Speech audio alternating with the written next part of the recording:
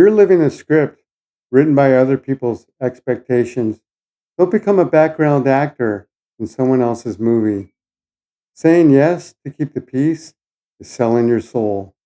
Choosing validation is a moving goalpost, and people pleasing pleases no one. Putting yourself first isn't being selfish. It's the only way to sustain your power.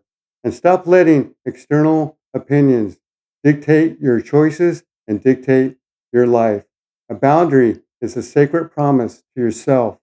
It's not an ultimatum to them. When you stop complying, people will get angry. Let them. You do not need permission to reinvent how you think or how you live. Guilt is just the old programming trying to pull you back in to the crowd. Own your time, your focus, and your choices with zero apologies. Standing in your truth gives permission for others to do the same. This is your life. Stop auditioning for a role that you already own. Are you ready to stop living a false identity?